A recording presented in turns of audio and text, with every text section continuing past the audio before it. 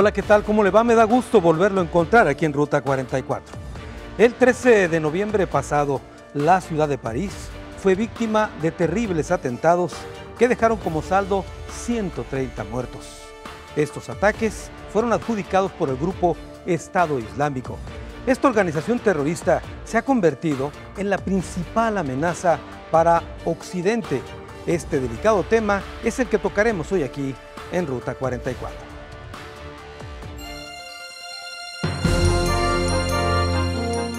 El llamado Estado Islámico es una organización terrorista, considerado fundamentalista yihadista, que decidió autoproclamarse como un califato. Instaurado en una parte de los territorios que ocupaba Siria e Irak, el grupo no es reconocido como un Estado, pero controla ciudades como Mosul, Faluya y Al-Raqqa, a la que consideran su capital. La aparición violenta del Estado Islámico tuvo lugar como apoyo a la organización de Al-Qaeda para hacer frente a la invasión de Irak en 2003 y se le atribuyen la muerte de miles de iraquíes. Sin embargo, tras asumir Abu Bakr al-Baghdadi como nuevo líder máximo, el grupo determinó independizarse en 2014 de Al-Qaeda y decretar su soberanía sobre Siria e Irak y autoproclamarse Baghdadi como el califa. Es un tema muy interesante el que vamos a tocar hoy aquí en Ruta 44. Saludo con mucho gusto a Elizabeth Vargas García. Ella es coordinadora de la Maestría en Relaciones Internacionales y Cooperación Económica del CUSEA. Elizabeth, bienvenida. Muchas gracias, Carlos. A ver, ¿cómo podemos entender esta presencia de esta organización, el Estado Islámico? ¿Cómo surge? Bueno, nosotros nos tenemos que remontar incluso hasta 1979 con la guerra de Afganistán contra la Unión Soviética en ese entonces. Me parece que ahí es donde está la semilla también de los guerrilleros yihadistas. Me voy a ir a grandes rasgos explicándote. Claro. Posteriormente sabemos que también de ahí surge Al-Qaeda.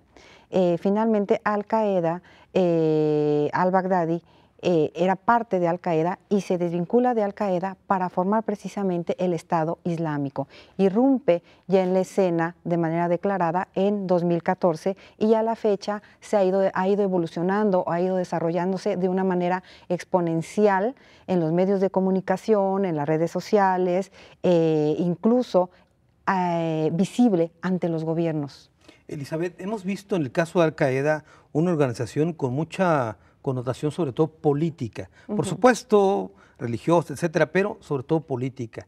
En cambio, el Estado Islámico hemos visto una violencia desmedida.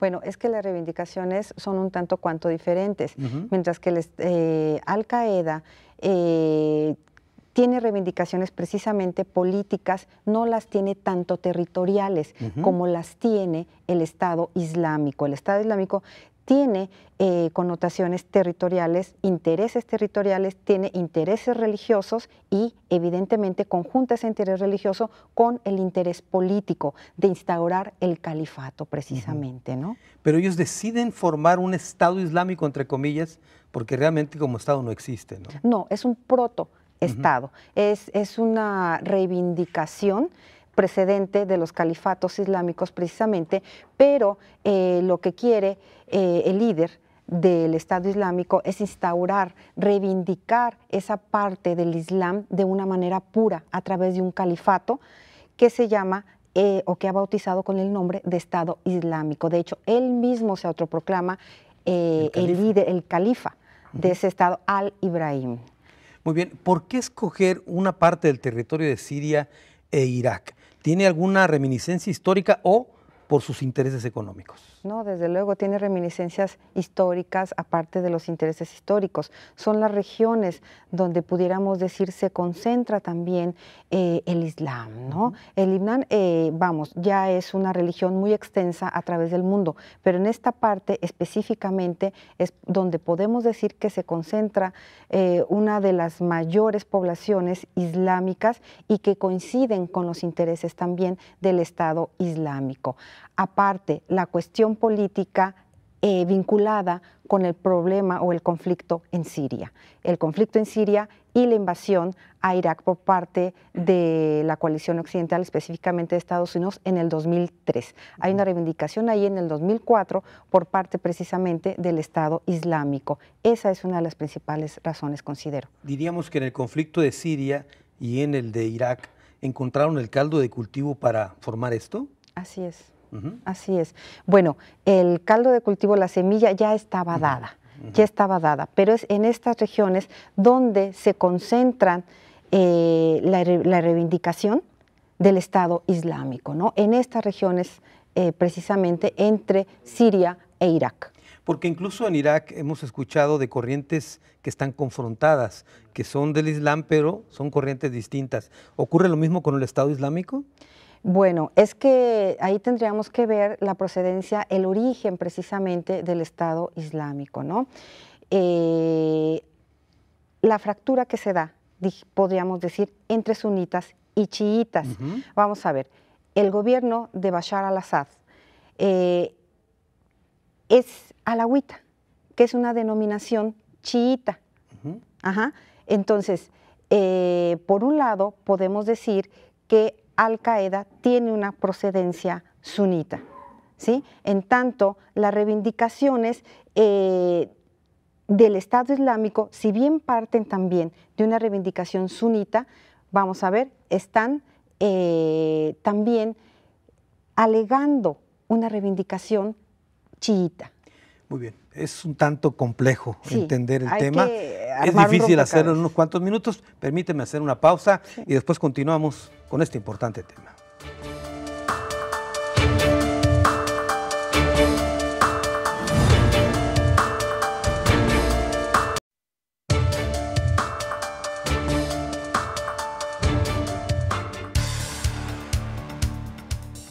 Con datos de principio de 2015 se estimaba que el Estado Islámico estaba conformado por unos 30.000 combatientes de 90 países. Se especula que un 10% serían europeos y el ejército está preparado para incursiones en grupo o hasta individuales. Algunas cifras de fuentes de seguridad señalan que el Estado Islámico tiene ingresos de 2 millones de euros diarios. Este es un ámbito muy importante para analizar al Estado Islámico, el asunto financiero. Saludo con mucho gusto a Martín Romero Moret. Él es jefe del Departamento de Economía del Centro Universitario de Ciencias Económicas y Administrativas, el CUSEA. Martín, bienvenido. Muchas gracias, Carlos. A ver, este tema financiero, no podríamos comprender la fuerza del Estado Islámico si no conocemos sus intereses y sus fuentes de financiamiento, Martín. Sí, claro, en este caso las fuentes de financiamiento del Estado Islámico son básicamente el petróleo y se especula que reciben ayuda financiera de algunos países como Arabia Saudita. A diferencia de otros movimientos terroristas, el Estado Islámico ha tenido acceso al petróleo de Irán, de Irak, y de Siria, y se dice que a través de Turquía se comercializa este petróleo. Alguien tiene que comprar ese petróleo, se dice que incluso ellos venden el barril de petróleo a $20 y eso también está afectando la economía de otros países exportadores de petróleo. Entonces, esa es una enorme fuente de riqueza para el Estado Islámico y es una de las causas que le ha permitido ser tan letal a diferencia de otros grupos similares. Martín, pero ¿cómo? Cuando mencionas el petróleo, ¿a qué te refieres? ¿Ellos tienen, digamos, campos petroleros o los toman, los ocupan y entonces comercializan? Sí, ellos en los territorios que tienen ocupados han logrado tener acceso a esos pozos petroleros y tienen rutas de camiones para estarlos vendiendo a través de Turquía. Y de esa forma ellos comercializan ese petróleo. El terrorismo siempre ha contado con mecanismos financieros. Casi se podría decir que un movimiento terrorista, si no tiene bien cimentada una base financiera, no puede subsistir. El terrorismo no es un negocio barato. Desde si nos vamos a un antecedente que eran las Brigadas Rojas, las Brigadas Rojas de aquel tiempo, de allá por los años 70, el costo anual de mantener las Brigadas Rojas traído a números actuales sería como de $150 millones anuales. Existen cálculos de que toda la economía del terrorismo en el mundo ligada a la economía del crimen, que son extorsiones, etcétera, se puede calcular en más de 1.5 millones de dólares. Entonces esto requiere mucho de instituciones, de paraísos fiscales, de forma de trasladar el dinero, de tráfico de armas, de gente que te vende las armas. O sea, es todo un negocio muy bien armado, muy bien organizado. Y pues no es nada nuevo, ¿no? De acuerdo. Ahora, hace un momento nos decía Elizabeth cómo el Estado Islámico realmente proviene de una escisión, o de separarse más bien, de Al-Qaeda. ¿Cómo financiaba Al-Qaeda? ¿O hay algo diferente a lo que hace el Estado Islámico o era muy parecido? Bueno, en la evolución del terrorismo podemos ver desde sus primeras etapas, desde la Guerra Fría, cómo era sostenido por los diferentes potencias, Rusia, Estados Unidos, usaban grupos terroristas, financiaban grupos terroristas para mantener su poder en sus zonas de influencia, ¿no? El caso más típico fue el financiamiento, por un lado legal y luego ilegal, de los contras, que era los contras en Nicaragua, como Reagan a través del Irán-Contra Affair, recibían ayudas y armas y tráfico de drogas a través de la CIA. Ese es un ejemplo de cómo cuando los estados financiaban a los movimientos terroristas para sus fines. Y luego el terrorismo ha ido evolucionando económicamente hasta llegar a un punto en que los grupos terroristas se independizan, y se vuelven movimientos independientes, consiguen sus propias fuentes de financiamiento y luego después empiezan a globalizar, ¿no? Y con el Estado, Al-Qaeda pues ya es una organización internacional ya globalizada, con ligas en varias partes del mundo, pueden adquirir recursos de todo el mundo, pueden contratar gente de todo el mundo, pueden atacar diferentes países. Y bueno, en el caso del califato, ellos también tienen un proyecto monetario, tienen un proyecto financiero. Ellos quisieran destruir la economía del dólar, la economía de Estados Unidos, crear su propio sistema monetario basado en el dinar de oro. O sea, tienen todo un fundamento que para ciertos grupos de creencia islámica, pues para ellos es atractivo.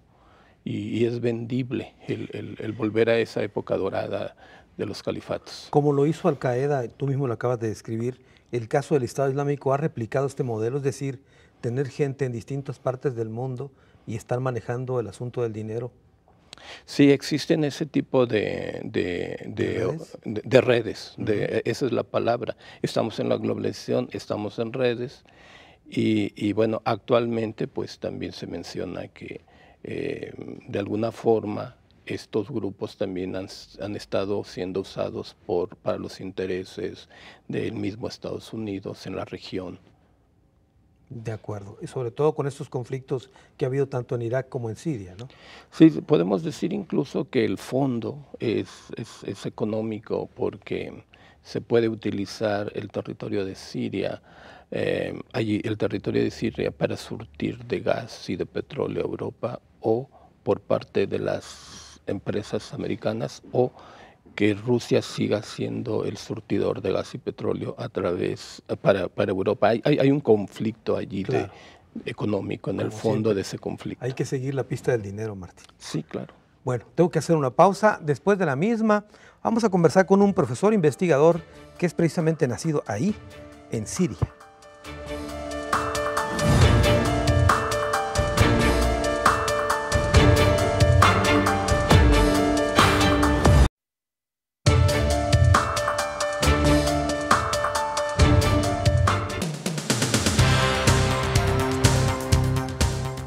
La terrible noche de terror vivida en París con saldo de 130 muertos es completamente atribuida al Estado Islámico. La forma como fueron planeados los atentados y los ataques indiscriminados recuerda la crueldad con la que los terroristas actúan. Ejecuciones, decapitados y personas quemadas vivas son parte de los actos de barbarie cometidas incluso contra mujeres y niños. Bueno, para conocer ahora sí que de cerca este problema que se vive en esta región del mundo, saludo con mucho gusto al Hassan Haidar. Él es profesor investigador del TEC de Monterrey, Campus Guadalajara. Al Hassan, bienvenido. Hola, Carlos. A ver, por cierto, déjeme aclarar que Al Hassan es nacido ahí en Damasco, Exactamente. en Siria, licenciado en Historia Internacional por la Universidad de Damasco y doctor en Estudios Internacionales Mediterráneos por la Universidad Autónoma de Madrid, en España. Exactamente ahí. Muy bien. A ver, Al Hassan, tu visión de este tema. A ver, bueno, en primer lugar, hay que reconocer que el mundo actual está enfrentando a un tipo de desafíos que nunca hemos tenido antes. Un desafío que tal cual ni el occidente, ni los europeos, ni los norteamericanos, los mismos árabes, no saben cómo va a desarrollar. Un tipo de Estado, un tipo de movimiento que sí logró, en primer lugar, establecer, en el segundo lugar, logró como fragmentar una parte de la sociedad del Medio Oriente en Siria. También al mismo tiempo, esos tipos de movimientos mueven en el caos.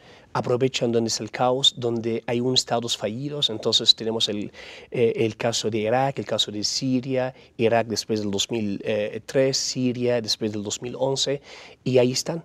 Y yo creo que hay en todos esos conflictos como sirio, como damasquino, nací ahí, la mayor parte de quien está pagando esa factura es la población siria. Estamos hablando de un país que es 22 millones de personas, casi 8 millones de personas son refugiados dentro o afuera de Siria. Estamos hablando solamente en Turquía, 2 millones de refugiados, en Jordania 700.000, en Líbano.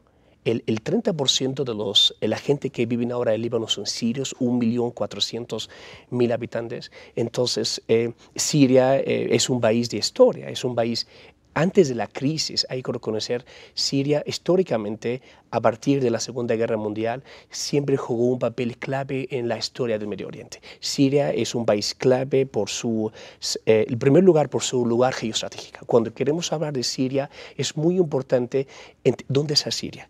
¿Cuáles son las fronteras? ¿Con quién tiene fronteras? ¿Cuál es el vínculo? ¿Qué potencias regionales? Si queremos hablar del caso de Irak, sí, más la vía económica por sus recursos energéticos, pero en el caso de Siria es el lugar geoestratégico. Y en el 1953 hay un escritor británico que se llama Patrick Sell. Dijo en su libro, se llama Struggle About the Middle East, quien quiere controlar el Medio Oriente, el primero tiene que controlar Siria. Entonces, si queremos entender qué está pasando actualmente en Siria, donde tal y cual más de 43 países están involucrados atacando a ISIS o atacando a ISIS, hay que entender que es un juego para quién va a controlar el Medio Oriente. Controlar a Siria significa que vas a tener más referencia para tener más poder en el Medio Oriente. Ahora, ¿eso lo entendió esta organización terrorista? ¿Por eso operar desde ahí? Muy bien, en la geopolítica, cuando nosotros queremos hablar de geopolítica, hay dos tipos. Hay una geopolítica clásica, lo que estaba usando la madre Al-Qaeda. Nosotros llamamos como internacionalistas, tenemos la madre, es Al-Qaeda, y la hija es el Estado Islámico. O nosotros llamamos en árabe Daesh. Es mejor porque de una forma no involucrar también a la palabra islámico, porque el Islam es algo más grande que el Estado Islámico, ese grupo. Entonces, Al-Qaeda usó un tipo de una geopolítica clásica, atacando a una embajada, atacando a un tipo como lo que pasó en los 11 de septiembre en el 2001, pero ISIS o Daesh, en el término internacional, está usando una geopolítica sofisticada. ¿Qué significa esto? Entienden exactamente el ámbito local, regional y internacional y algo más allá. Algo más allá. Ellos también tienen una perspectiva estratégica. Ellos tienen un plan. Ellos no están haciendo algo solamente por hacer. Ellos tienen un plan y hay una ruta. Y esa ruta es muy importante, que está dirigida por expertos militares, ex miembros del ejército de Saddam Hussein, expertos, algunos profesores, porque de una forma Daesh controla 6 millones de personas. Daesh tiene un sistema, tiene universidades, tiene escuelas, tiene un banco, tiene su propia moneda, tiene también su ejército, tiene su servicio de inteligencia, se llama Al-Mukhabarat al-Islamiyya. A ver, para la gente que nos está viendo ahorita, ¿por qué no les tratamos de explicar ¿Qué es el Estado Islámico y cómo es posible que esté en dos países, territorialmente hablando? Muy bien, Carlos. A ver, siempre esos grupos buscan legitimidad. Esos grupos, cuando empezaron a surgir de una forma tal y cual con Al-Qaeda, en la lucha contra los soviéticos en Afganistán, buscaban una legitimidad, después con la ocupación en Irak contra los norteamericanos. Y actualmente, la primera palabra que dijo Daesh, estamos instalando en nuestros estados porque queremos eliminar las fronteras puestas por el Occidente. Esas fronteras en Siria y Irak fueron fronteras puestas por el Occidente en el 1920. Entonces ahí ya es la primera legitimidad. Mi trabajo aquí, mi misión aquí es unir a los musulmanes. ¿Y qué queremos hacer? Primero, eliminamos las fronteras. Y sí lograron eliminar las fronteras entre Siria e Irak, son 900 kilómetros. Es una gran legitimidad, es número uno. Número dos, y eso es algo también muy importante, que ellos buscan lo que es, estamos aquí para protegiendo a la mayoría sunita. Que están gobernada por una mayoría chiita. Es otro tipo de legitimidad.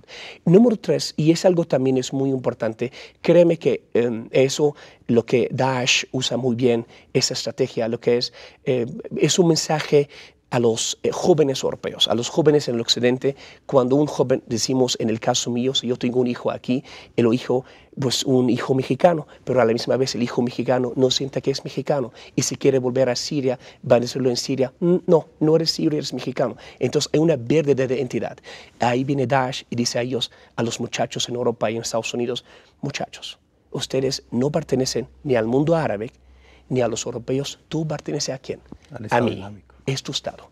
Ni importa quién eres tú perteneces a mí. Es una buena forma de reclutar. Muy bien, muchas gracias, Al-Hassan. Tenemos que hacer una pausa. Hemos escuchado la opinión de nuestros tres invitados. Después de este corte, nuestro tradicional cruce de caminos aquí en Ruta 44.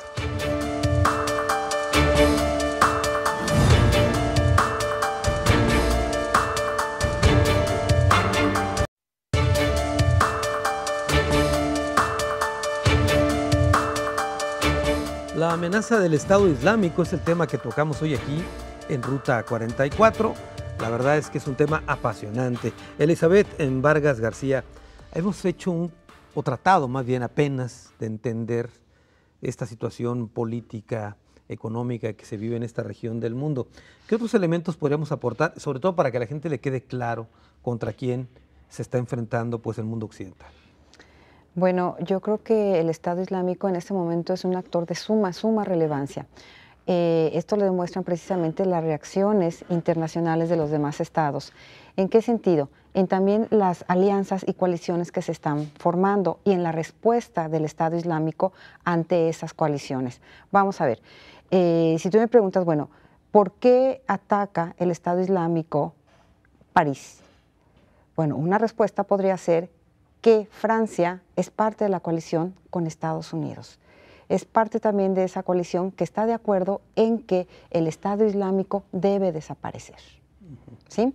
Por otro lado, está también el eje que se forma Rusia, Irán y China. En cuanto al apoyo, aquí voy de nuevo con Siria, del régimen de Bashar al-Assad. Pero también yo creo que si hay un punto de confluencia entre las potencias es precisamente ese punto en el que se está diciendo que hay que atacar al Estado Islámico. Y ese es el único punto que yo veo en este momento en la zona entre las potencias que pudiera darse con algún acuerdo. Ahora, en el caso de Francia, para hacerlo más global y no solo París, también tiene que ver el hecho de que hay una gran comunidad musulmana ahí, sí, en esa región del mundo. Así es, y no nada más en Francia, sino también en toda Europa. Se suman alrededor, o se tiene contabilizado alrededor de 50 millones de musulmanes repartidos en Europa. En Francia son más o menos entre 6 y 8 millones de musulmanes. Ahora, se mencionaba que Al-Qaeda preparaba insurgentes, pero preparaba a otros para hacer actividades políticas, que los mandaba a estudiar a las grandes universidades, etcétera. ¿Algo así el Estado Islámico podría realizar o es más interno su movimiento? No, yo creo que sí. Yo creo que el Estado Islámico en este momento no puede ser subestimado de ninguna manera. Yo creo que el Estado Islámico, de hecho, está dirigido por un gran estratega. Vamos, nos guste o no, el líder del Estado Islámico es un gran estratega. El Estado Islámico cuenta también con una tecnología. ¿En qué sentido? No nada más en el sentido cultural, sino también en el sentido precisamente del uso de las nuevas tecnologías de la información, en el uso de la forma en cómo recluta precisamente a sus miembros, sean, musulmanes o no. Sobre todo, y la gran preocupación es el cómo recluta a los jóvenes en Europa. Muy bien. Martín Romero, en el caso de la globalización de la que mencionaba también hace un momento Elizabeth, ¿esto le ha ayudado a este tipo de organizaciones a mover los recursos en paraísos fiscales, etcétera?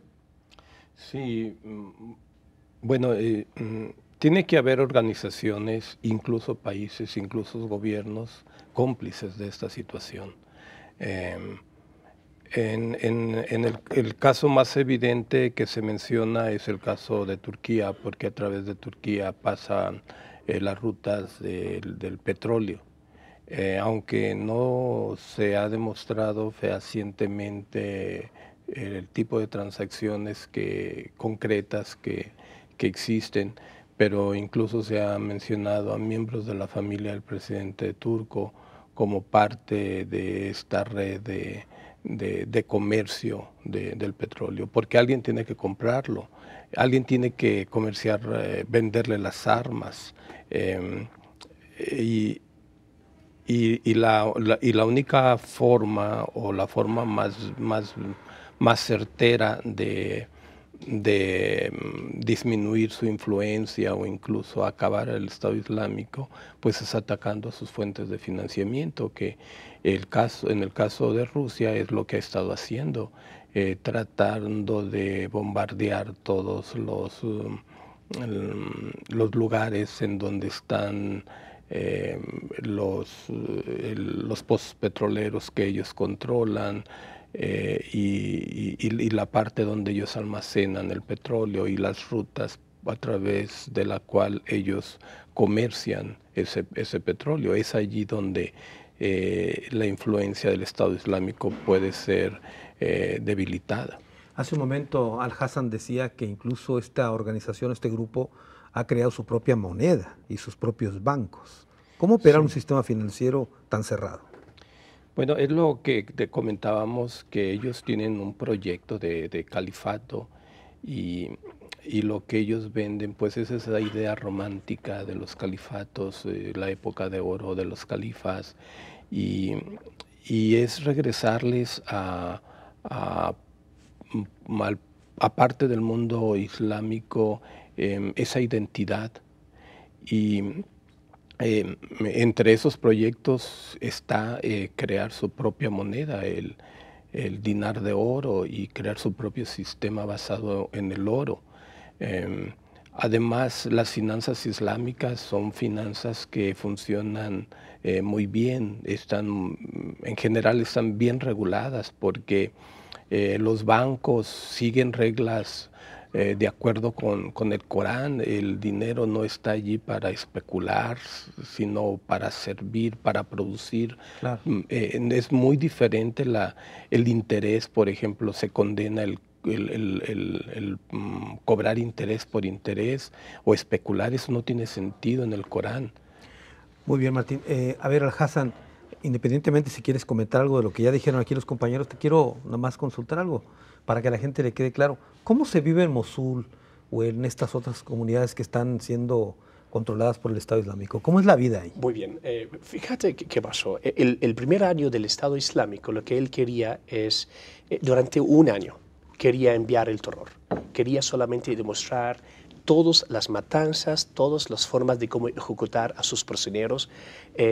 Pueden ser periodistas británicos o a los norteamericanos o a los mismos musulmanes árabes que están en su estado. Eso fue durante el primer año.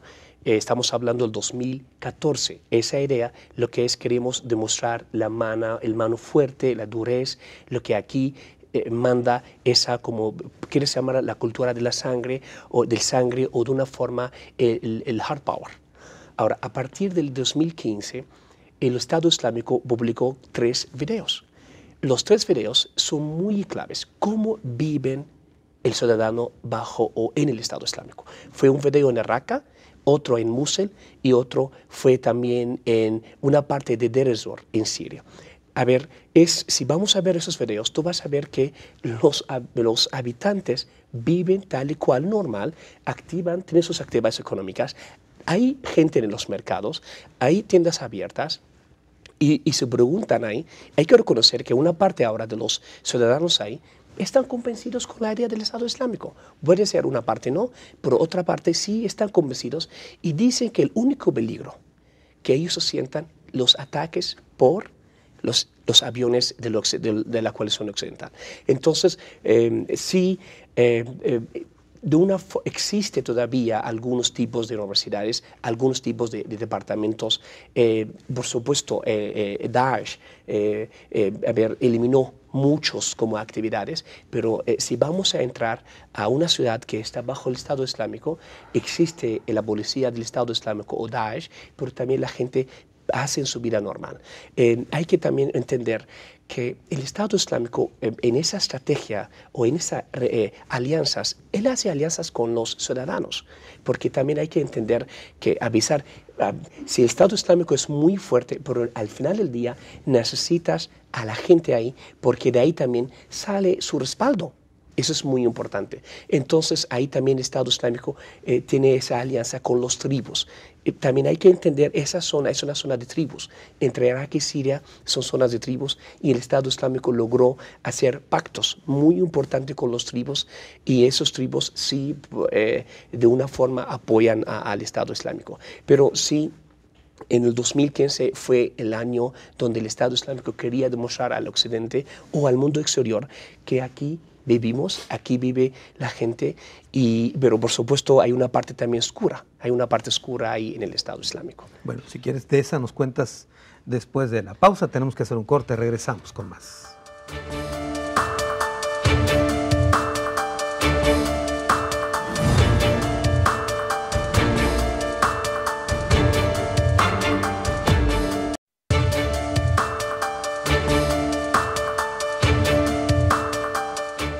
La amenaza del Estado Islámico es el tema que tocamos hoy aquí en Ruta 44.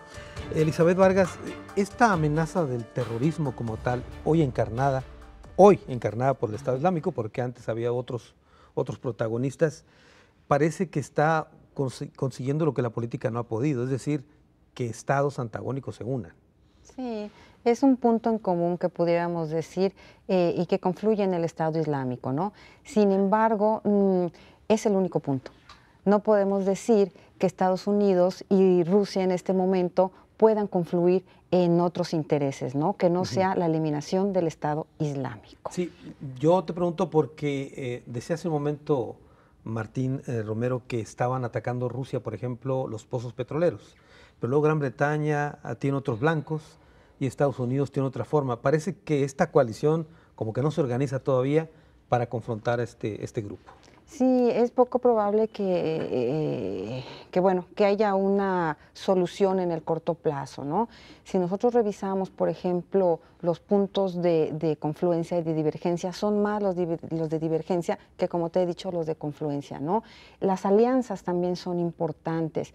El régimen, por ejemplo, de Bashar al-Assad, que Rusia apoya, que China apoya, evidentemente Estados Unidos no lo apoya. Sí apoya, por ejemplo, a los rebeldes. Entonces, en ese sentido, bueno, tenemos una divergencia de opiniones, tenemos una divergencia también de intereses y el único punto, insisto, que pudiera darse de confluencia es la eliminación del Estado Islámico, que en este momento yo lo veo muy difícil. Ahora, la verdad es, en una, digamos, análisis muy simplista, uno pensaría, si se pudo invadir Irak, que es un país y es una región, etcétera, ¿por qué no se ha invadido al Estado Islámico, que ni siquiera tiene la categoría de un Estado? Bueno, es que el Estado Islámico no es cualquier cosa, como lo decía el doctor Romero, ¿no? El Estado Islámico ya cuenta precisamente con un gran fondo monetario, tiene intereses también, como decía Al-Hassan, un lado oscuro el Estado Islámico, que no es nada más por sí mismo el Estado Islámico. Evidentemente hay gobiernos detrás de él respaldándolo, ¿no? Muy bien. Entonces... Y por otro lado, Martín, el Estado Islámico no es necesariamente una región, sino está en muchas partes, ¿no? Sí, y eso es lo peligroso del terrorismo, porque hemos entrado a la globalización del terrorismo y los ataques terroristas pueden ocurrir en cualquier parte. Y eso causa un gran daño económico, porque aún la simple amenaza ya te causó daño, aunque no haya un ataque. El hecho de que haya una amenaza ya tiene el gobierno una pérdida. Tiene que invertir más recursos, más seguridad, las personas dejan de viajar, dejan de moverse, dejan de comprar. El simple miedo de un ataque, aunque no ocurra, ya está debilitando las economías.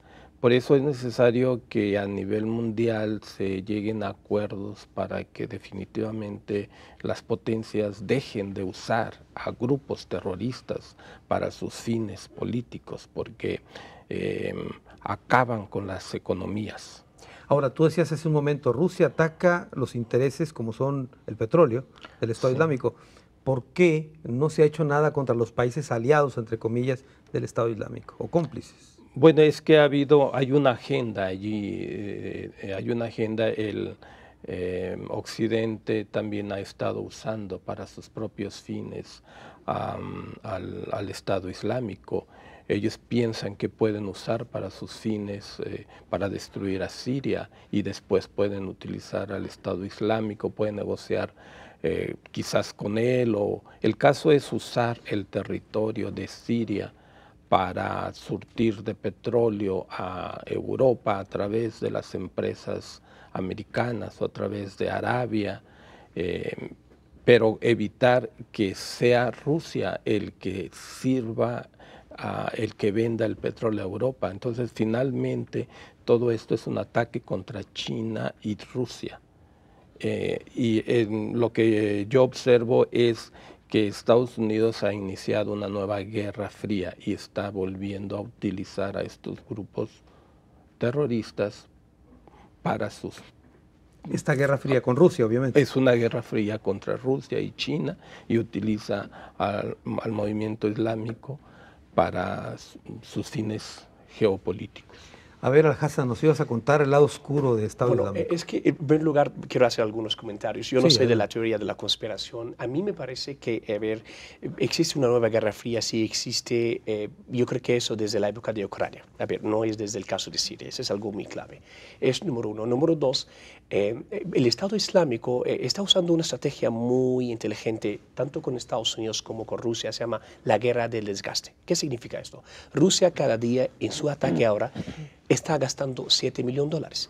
Del 30 de septiembre al 30 de octubre gastó $118 millones. Rusia tiene una crisis económica muy fuerte, hay una legitimidad muy fuerte que tiene Putin. También Putin quiere demostrar su lado fuerte porque están acercando a su espacio vital. Están en Ucrania, están en Siria, tenemos a 4.000 chechenios, están ahí en Siria con el Estado Islámico, pero a mí me parece desde mi punto de vista la intervención de Rusia en Siria tal y cual es para salvar al Assad, porque al-Assad controló solamente el 17% de Siria, es número uno. Número dos, si al-Assad mañana no está en Siria, Rusia no está en el Mediterráneo desde el 1945. Eso es algo muy clave. Entonces, al-Assad estaba a punto de caer, entró Rusia y entró Putin. Y por cierto, la intervención rusa en Siria no va a resolver, va a complicar más el caso, va a prolongar más los conflictos, y también ahí también va a llevar al lado oscuro lo que es algunos países árabes que van a sentir muy amenazados por la intervención militar rusa en Siria. Tenemos el caso de ¿quién? Qatar, Arabia Saudita y también Jordania y por supuesto Turquía, que también es miembro de la OTAN, y no hay que olvidar con el tema de la caída del avión rusa que cayó hace algunos tiempos en Siria. Entonces yo creo que esa intervención rusa en Siria es salvar al Assad. Y por cierto también Rusia no está atacando al Estado Islámico, también está atacando a los rebeldes. Y también Rusia está también causando un daño muy fuerte a los civiles en las zonas de los rebeldes. Entonces, Rusia está jugando en ese papel que el Estado Islámico también está ganando mucha legitimidad en la intervención rusa. Entonces, yo creo que desde mi punto de vista, la última intervención rusa en ese conflicto. Sí, mejoró la situación de Al-Assad. Al-Assad mejoró su situación en el terreno sirio, pero al mismo tiempo también empezó a alejarse un poquito la situación de resolver el conflicto de una forma pacífica. Yo creo que ahí está el caso de Siria. A ver, en el asunto de cómo vive la gente de lo normal, decías que hay otra parte oscura. ¿Cómo vive la gente? A ver, la otra parte oscura de una forma en Daesh, por ejemplo, a ver, en las familias, el tema de las mujeres, el tema de las escuelas, por ejemplo, en el Estado Islámico en Daesh ya no existe, por ejemplo, en las universidades ya no hay departamento de física, no hay departamentos, eliminaron todos los departamentos de ciencias, solamente dejaron al departamento de medicina, porque necesitan a médicos en las batallas. Otra parte también, toda la vida de la sociedad civil siria y en Irak eliminó, porque ya está completamente bajo el control de un servicio de inteligencia, se llama Al-Hispa.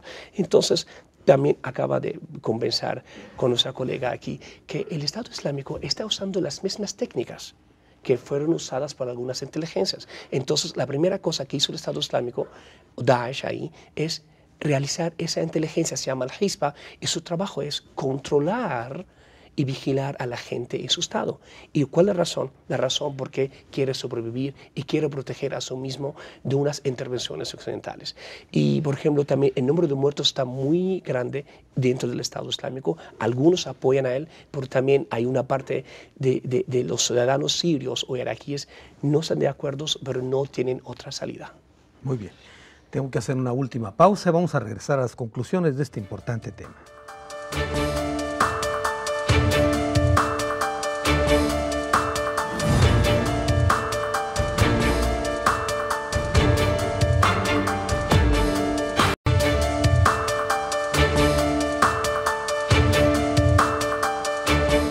La amenaza del Estado Islámico es el tema que tocamos aquí en Ruta 44. Estamos llegando a la parte final del programa. Vamos a las conclusiones. Comienzo contigo, Elizabeth. Bueno, yo creo que precisamente este tema hay que seguirlo de manera puntual, por lo que significa, por lo que podría llegar también a significar y a partir de este tema lo que se ha especulado, ¿no?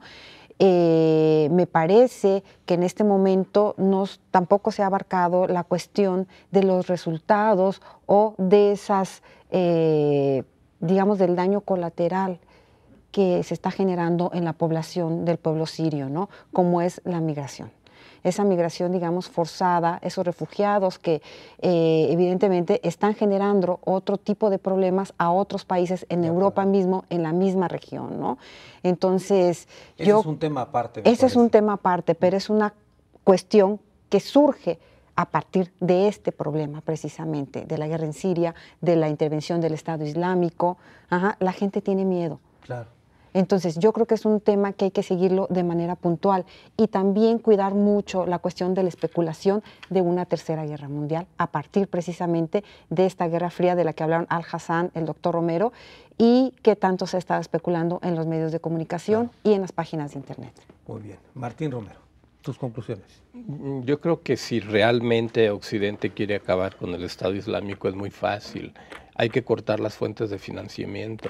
Estados Unidos incluso tiene legislación para intervenir cualquier tipo de transacción que se realice en dólares. Estados Unidos es el principal país exportador de armas.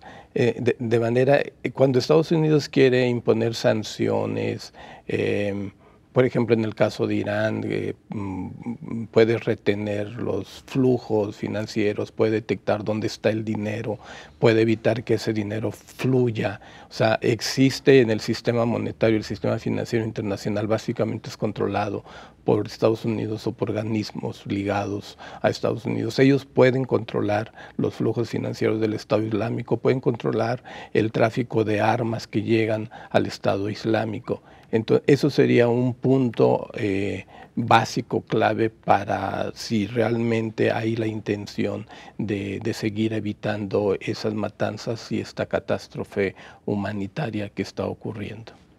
Muy bien. Al-Hassan, tus conclusiones. Bueno, conclusiones sobre mi tierra, sobre lo que está pasando ahí. A ver, a mí, yo creo que hay que ser muy realista. Yo soy la realista. Acabar con el Estado Islámico al corto plazo, eso es imposible. Hay que ser muy realista. Hablamos de 15 años.